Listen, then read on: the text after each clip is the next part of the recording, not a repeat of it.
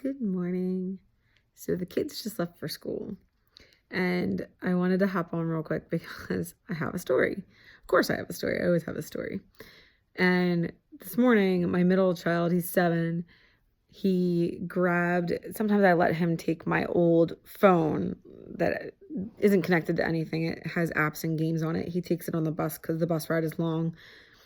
And it keeps him out of trouble because he doesn't sit still very well. So he brings out on the bus to help him with, the transition from home to school. And the deal is every morning he's supposed to ask. And this morning he didn't ask.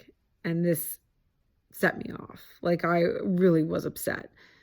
So he fought me a little bit, and I said, that all you have to do is ask for the phone, and it's usually a yes, unless my youngest is in the bed, and then he can't go in the room and get the phone. And I've noticed this lately. I've noticed my 7-year-old really struggling with asking for things. With, like, it was last week, we were on a walk, and I kid you not, he went up to my neighbor's house. Now, there was a bunch of kids in the neighborhood. There was a local party, and there was kids everywhere. So there was, about 10 kids running up and down the street. It was getting dark. My middle son runs up into my neighbor's house. This is a friend of ours, by the way. He runs into the house. He goes into their garage and he gets a bottle of water. And I was like, oh my gosh, did you ask for that? And he goes, yeah, I asked. And I'm thinking, no, you didn't. No, you didn't. And he said, yeah, Mr. D was there and he said it was okay. And in all honesty, I just didn't have it in me. So anywho, this morning when the phone thing came up, I started thinking about this, and he gets on the bus and I'm thinking, this has been a theme lately and I'm a little embarrassed. Am I not teaching him manners? Have I not been on top of him? Have I not, am I missing something as a parent? Am I letting things slide? Am I not being tough enough on him? Like, I went through all of these kind of the regular thoughts you have as a parent. I wasn't really embarrassed of him. I was more embarrassed of myself, thinking that I had missed something along the way. So, I'm sitting here thinking about this, and there were 2 things that popped up inside of my mind. And the first part of this is my middle child had the most difficult time learning to talk. And for the first 4 years, he was in survival mode. His communication, we all learned sign language. And he really honestly learned to walk at a very early age. So if he couldn't communicate with sign language, he at 10 months was already getting into things, learning how to climb, learning to get himself what he wanted, what he needed, because it was easier for him.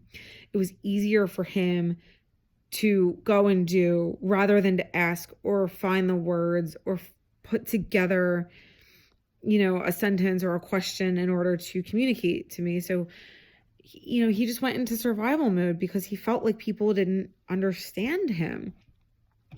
That's kind of a different topic for a different day, but it is relevant. It is important. If you have a highly sensitive, if you have a sensory processing child that was communicative or speech delayed, you might notice this. You might notice these behaviors. The other aspect of this is his boundaries are constantly pushed at home.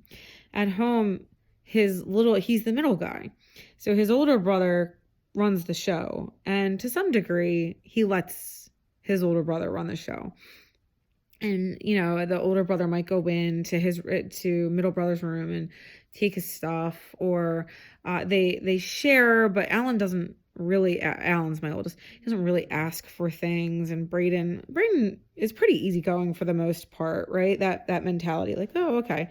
But his little brother upsets him. He goes into his room, he takes his stuff, and Braden's my middle. He often feels like his boundaries are being challenged, that his no isn't always respected. So if his no isn't taken seriously, why should he ask? Why should he be denied the things that he wants if everybody else is getting the things that they want? So one of the things we talked about before he went on the bus today was this idea of boundaries. And I had to create some awareness and ask myself, okay, am I doing the best I can? I can't see everything. I can't always know what's going on. It's impossible. It's impossible. Oh God, sometimes I don't know about you guys, let me know. With 3 kids, I feel like there's no way I can't always keep tabs on whose stuff is where and whose stuff is who and whose turn is it. And I try and make things as fair as possible, but for the most part, they have to learn. They have to learn how to do this, how to ask and send and receive yeses and nos and create that balance in their lives. I do as much as I can. But only, me and his father, we're only one person, and his father works a lot. So it's usually just me.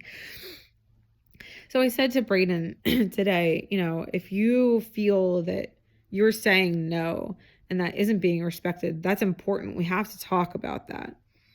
And I said, just as, when you take mommy's phone, you have to ask first. You have to tell me because, these are boundaries. This is important. We have to respect each other's stuff. And I told him, it's usually yes. It's not a matter of me saying no if I'm in if he thinks I'm in a bad mood or I'm going to say no to torture him. That's not true. I want him to have the resources and what he needs.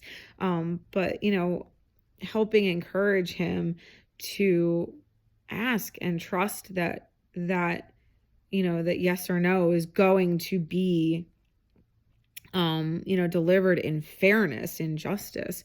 He needs to know that. So I just wanted to jump on today. If you have a highly sensitive that struggles with communication, that struggles with boundaries, that struggles with hearing no, that maybe doesn't want to hear the word no, one, please know you're not alone. And that it doesn't mean your kid is a bad kid. There's actually a bunch of variations of reasons of why this is happening. And jumping on today to share that with you, I hope that creates some clarity. I hope that helps you a little bit. It helped me to kind of remember, like, my kid wasn't being a bad kid. He wasn't going into someone's house and stealing their water bottle to be deceitful, to be,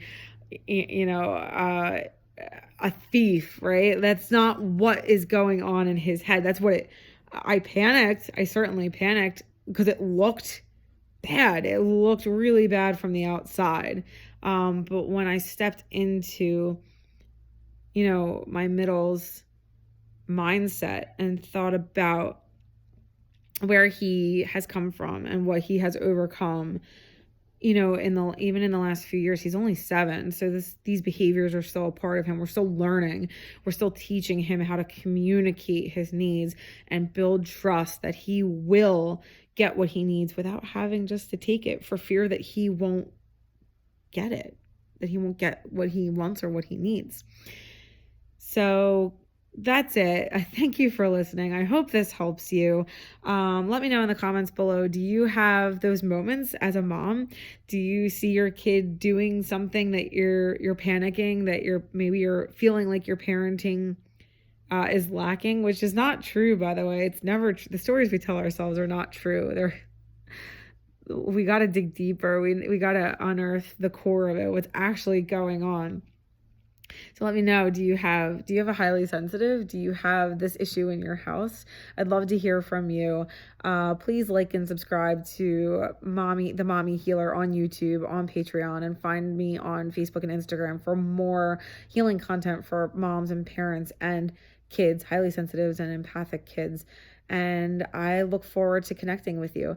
Thank you so much for tuning in. Talk soon. Bye.